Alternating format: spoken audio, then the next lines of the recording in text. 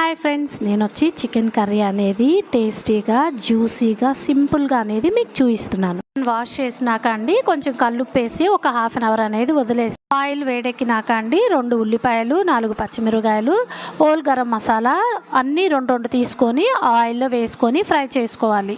తీసుకున్న చికెన్లో అండి 2 స్పూన్ల అల్లం పేస్టు, హాఫ్ స్పూన్ వచ్చి పసుపు, ఒక 3 స్పూన్లు వచ్చి కారము, పెరుగు, ఒక నిమ్మకాయ వచ్చి పిండి మొత్తం కలుపుకోవాలండి. ఒక హాఫ్ అన్ అవర్ అనేది అలాగా రెస్ట్ ఇచ్చేసేయాలి.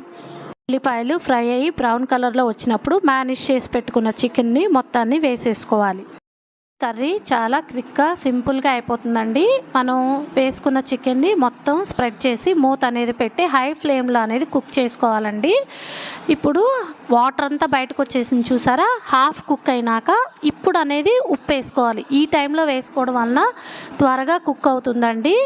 హై ఫ్లేమ్లోనే కుక్ చేసుకోండి, 10 నిమిషాలు అనేది పడుతుంది. ఇప్పుడు చికెన్ ఆ గ్రేవీలో బాగా కుక్ అయినాక దగ్గరకు వచ్చినాక అండి నేను పుదీనాకు డ్రై వేసుకున్నాను. ఒక స్పూన్ వచ్చి చికెన్ మసాలా పొడి వేసుకున్నాను.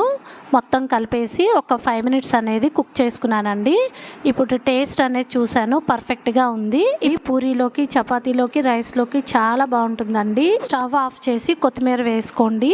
ఎంతో టేస్టీగా ఉండే చికెన్ కర్రీ అనేది రెడీ అవుతుంది.